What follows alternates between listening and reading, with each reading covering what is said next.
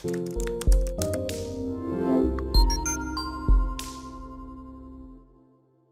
everyone. Hi. Today we're talking about what is Bitcoin. I guess it's one of the main questions. Everybody knows the whole digital currency sphere, the cryptocurrency sphere, the blockchain sphere. Everything started off with the first thing, which is Bitcoin. And to make a simple understanding of what is Bitcoin, if you understand a monetary system, which is your fiat currency that we use in local rupees, which is in India, the payment network for these rupees is the banks and the central banking and everything that is built in together. That's built separately, not together.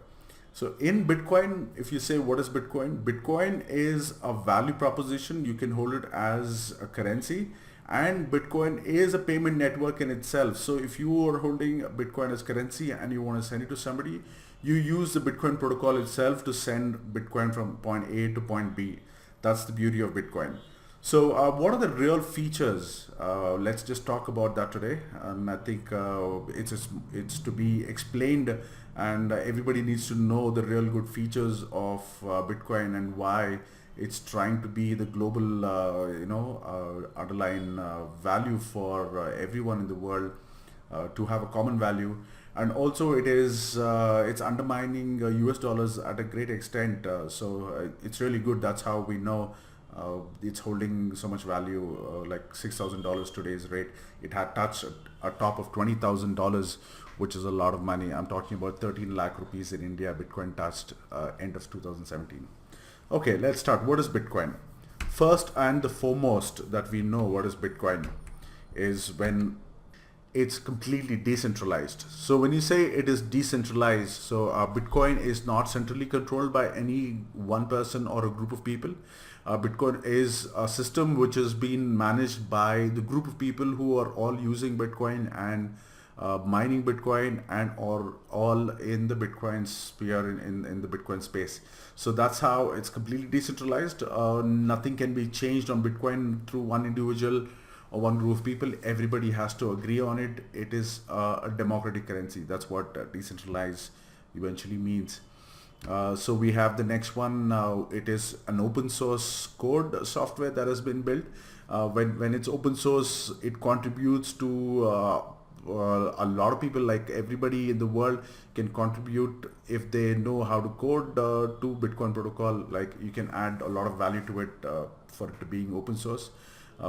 You can find the source on the codes on GitHub if you want to check it out. You can look up online. They're all easily available for you to go through it and add a lot of value by coding wallets and coding different levels of scaling solutions on it. So that's what open source is going to be for. Then we have it is peer-to-peer. When we say it is peer-to-peer, it's directly from one person to another. You really don't need any middleman in this system. It's controlled by the protocol itself. So everybody who's using the protocol can actually do transactions between each other without a need of a central party. That's really one great feature in Bitcoin. Also, it is finite, so the number of Bitcoins that's ever going to be produced is 21 million Bitcoins, and it started in 2009 January, beginning of Jan 2009. From that time till the end of the use of Bitcoin, we predict at 130-year usage, which is really high. None of these fiat currencies that's ever been printed, spent millions to print, has ever lasted that longer time. Bitcoin is predicted to last for 130 years. That's a number of years that it's going to last in terms of mining and halving of the mining. The first 4 years, it gave out half of what was supposed to be half of what is there as a top number, which is 21 million, which the first 4 years it gave out 10.5. And the remaining every 4 years, half the remaining of the coins will be released. So that's how we know exactly it is finite. It's also a payment network. I was just mentioning about that earlier. So Bitcoin is not just a cryptocurrency, it's also a payment network built in together. So that means you're holding X amount of Bitcoin, you're trying to send that value of Bitcoin to another person. May not be the whole Bitcoins that you have, maybe part of the Bitcoin that you hold, you want to send it to somebody. what are you using to send that? When you send someone physically on the road, you have to give him a vehicle to send him on the road. On the road becomes the network. Here in a banking system that we have in the existing system, fiat, if you're sending someone 100,000 rupees or 1,000 rupees equivalent, say $1,000, you're using the banks as the payment network to move that value around from you to another person. But in Bitcoin, the Bitcoin network itself is the payment network, and it'll just carry your value from A to B without any third party. So we also have another feature is a digital virtual currency. So when I mean by that is also it's like a cryptocurrency. So when it's digital and virtual, we don't get to see any of the Bitcoin. It's all held online, and the internet is the first level of system platform that we are using this Bitcoin on. The Bitcoin works on something called blockchain, which allows you to move the value around through the blocks. And nothing you get to hold in physical format unless you print a paper wallet and then feed the Bitcoin on the paper wallet. It's completely digital. So that's what it is meant. So a Bitcoin is a combined feature or a subject of finance, economics, maths, and technology.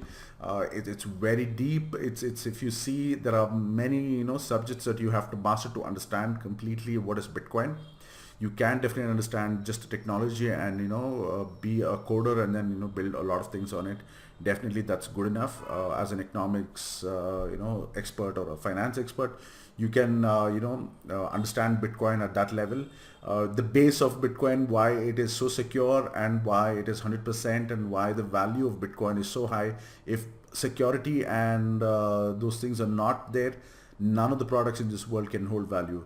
How Bitcoin is able to hold value is because the base of it is mathematics, and then nothing you can change on that. Everything is 100% on that's running on the mathematics, just like the internet. Your emails never get lost, the same as your Bitcoins, you never get lost. For those reasons is why it holds X amount of value. And it's a great subject. I think if you see any other big product which has got so many features in it would hold value. So if you see Bitcoin, that itself is like a decentralized system for everybody in the world who knows something like Bitcoin is very, very important for economic growth in the world, and it supports that as a financial tool based on mathematics and built by people who understand technology. So that's what is Bitcoin for you. Thank you.